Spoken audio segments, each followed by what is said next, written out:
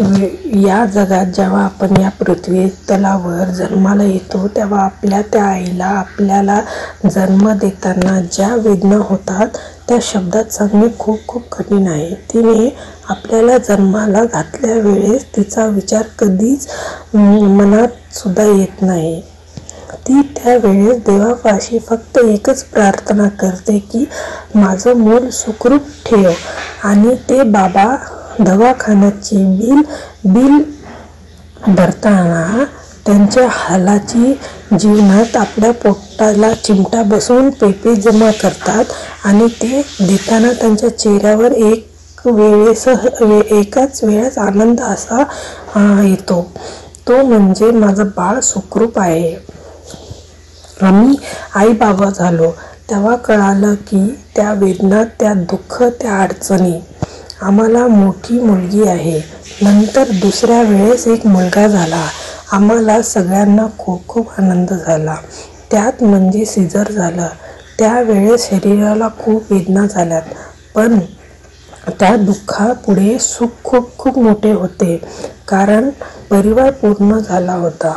पण आमचा तो आनंद काही वेळापुरताच होता।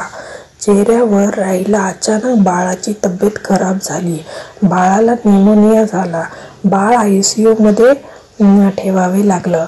डॉक्टरांनी सांगितलं बाळ वाचणार नाही। मी वेगळ्या दवाखान्यात होते त्यामुळे मला त्यातल्या काही माहिती नव्हतं। घरच्या कुणालाही विचारलं तर ते म्हणायचे तुझं बाळ छान आहे, पण त्यांच्या बाबांनी डॉक्टरांना सांगितलं की तुम्ही काही करा पण माझ्या बाळाला वाचवा। हो, मी बाळंतपणासाठी माहेरी असल्यामुळे माझे आई वडील, काका काकू आणि माझे तिन्ही भाऊ सुद्धा खूप टेन्शनमध्ये असायचे। त्यांनी माझी पर्वा न करता रातोरात आळीपाळींच्या त्या दवाखान्यासारखे बाहेर एक वडापाव खायचे आणि रात्र काढायचे। त्या बाळाला 15 दिवस दवाखान्यात ठेवले व डॉक्टरांच्या नातेवाईकांच्या प्रयत्नाला यश आलं, बाळ वाचले। त्या बाळाला घरी नेल्यावर जी काळजी आम्ही घेतली तेव्हा कळालं की या जगात या 2 माणसाशिवाय आपलं कोणी आहेस का। त्याची ती मेहनत, त्यांचे उपकार आणि आपण कधीही फेडू शकणार नाही। त्या दिवसापासून ते कधीही स्वतःसाठी जगत नाहीत, ते केवळ जगतात आपल्या मुलांसाठी। त्यांचं ते स्वप्न मुलांमध्ये पाहतात। खरंच आपण ते स्वप्न पूर्ण करू शकत नाही का? त्यांच्या मनाविरुद्ध वागून त्यांचे मन समाजात खाली घालतो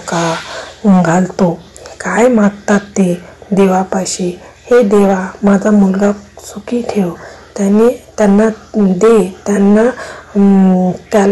त्यांना खूप मोठी होऊ दे, म्हणजे ते मागत त्या त्यांनी सुद्धा त्यांच्यासाठीच मागतात। आपण एकदा हट्ट केलो की ते पूर्ण करण्यासाठी त्यांच्या हातोकोही चालू, पण आपण मुले का समजू शकत नाही? त्यांनी थोडी खुशी देऊ शकत नाही का? त्यांना आपण वृद्धाश्रम दाखवतो, विचार करा त्यांनी तुमच्या त्यावेळेस आपली ती जमापुंजी देऊन आपल्याला तो अनमोल जीव वाचवला नसता तर? खरंच खूप विचार करण्यासारखी गोष्ट आहे। म्हणून आईवडिलांना प्रेम करा, त्यांच्या गरजा खूप कमी आहे, ते हसत हसत पूर्ण करा। आपण म्हणतो की स्वर्ग नरक असतो, कोणी पहिला माहिती नाही, पण आपण तो आपल्या घरात बोलू शकतो। त्यासाठी आईवडील आपल्या घरात, आपल्या हृदयात असले पाहिजे। देव सुद्धा तुमचे दर्शन घेण्यास आतुर होईल व आपले घर सुद्धा स्वर्ग होईल। मग आजपासून निश्चय करा व आईवडिलांना प्रेम करा। थँक्यू।